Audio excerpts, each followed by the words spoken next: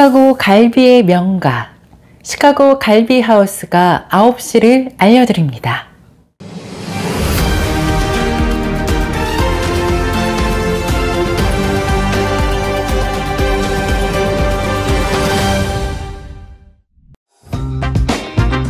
이 프로그램은 가장 안전하고 탁월한 스쿨버스 회사, 새로운 커리어를 시작할 곳, 퍼스트 스튜던트 제공입니다.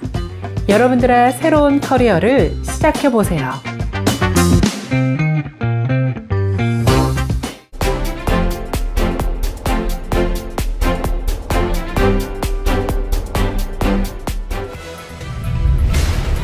시청자 여러분 안녕하십니까? 3월 26일 수요일 7days 헤드라인 뉴스 시작합니다.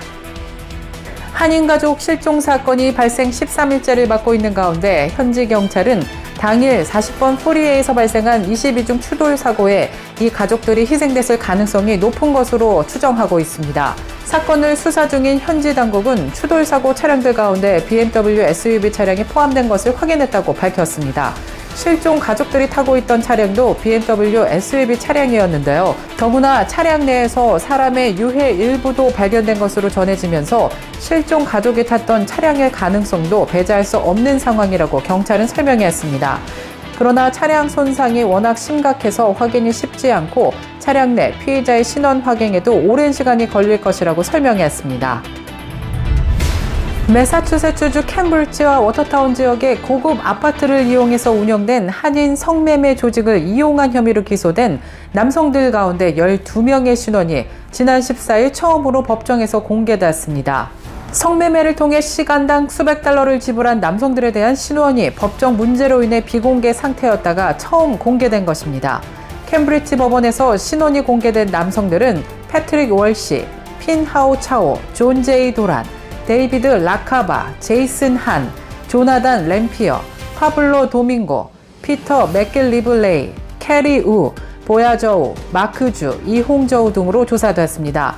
이 중 단 2명만이 법정에 직접 출석했으며 나머지는 개인 진술권을 포기한 것으로 조사됐습니다. 이번 사건은 조직 운영자들이 상세히 기록해둔 고객 정보를 바탕으로 공무원뿐만이 아니라 정부 계약자, 의사, 교수, 기업 임원 등 다양한 전문 고객층이 드러나면서 큰 관심을 받아온 바 있습니다. 한편 매사추세츠주 캠브리지와 워터타운에서 고급 아파트를 이용한 성매매 조직을 운영하며 수백만 달러의 수익을 올린 한나 이 씨가 지난 19일 징역 4년형을 선고받은 것으로 조사됐습니다. 한나 이 씨는 2023년 11월 연방당국이 조직을 적발한 이후 전국적으로 큰 관심을 받은 성매매 조직 운영 사건의 주범으로 지난해 12월 자신의 혐의를 인정한 바 있습니다. 트럼프 정부가 임신과 피임, 난임 치료 등 가족 계획을 돕기 위한 연방정부 보조금 수천억 달러의 지급 중단을 검토하고 있는 것으로 나타났습니다.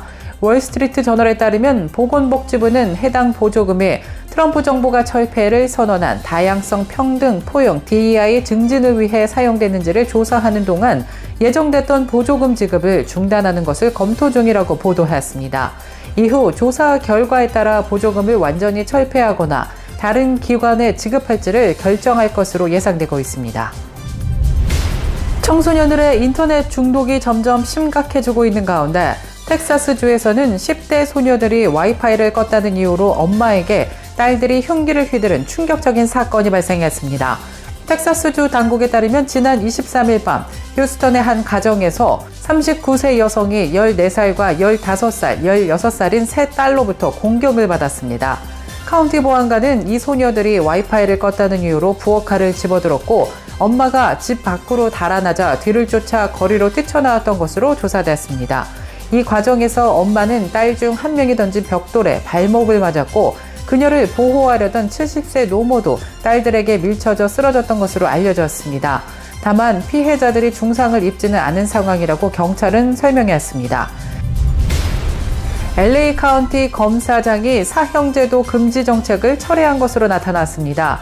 살인사건 등 중범죄자에 대해 철저한 검토를 거쳐 사형을 구형할 수 있도록 정책을 변경하고자 이 같은 계획을 전했습니다.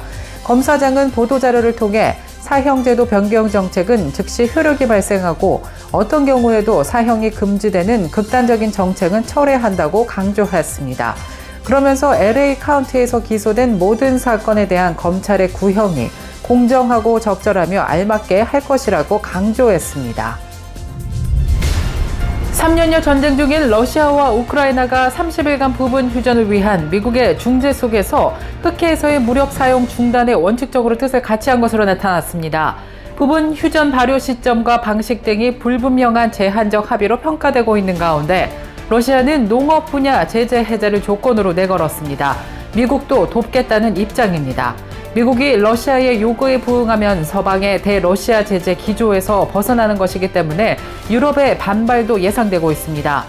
백악관은 사우디아라비아에서 열린 우크라이나 전쟁 휴전을 위한 미국과 러시아의 실무 협상 결과를 소개한 보도자료에서 미국과 러시아는 흑해에서 안전한 향해를 보장하고 무력 사용을 배제하며 군사 목적으로 상업 선박을 사용하지 않기로 합의했다고 전했습니다. 러시아도 같은 내용을 언급하면서 흑해 협정 이행을 보장하기로 합의했다고 밝혔습니다. 우크라이나 국방부 역시 소셜미디어를 통해 모든 당사국은 흑해에서의 안전한 항해를 보장하고 무력 사용을 배제하며 상선이 군사적 목적으로 사용되지 않도록 하자는 데 동의했다며 미국과 러시아 간의 합의를 자신들도 수용했음을 분명히 했습니다. 이상 오늘의 주요 뉴스입니다.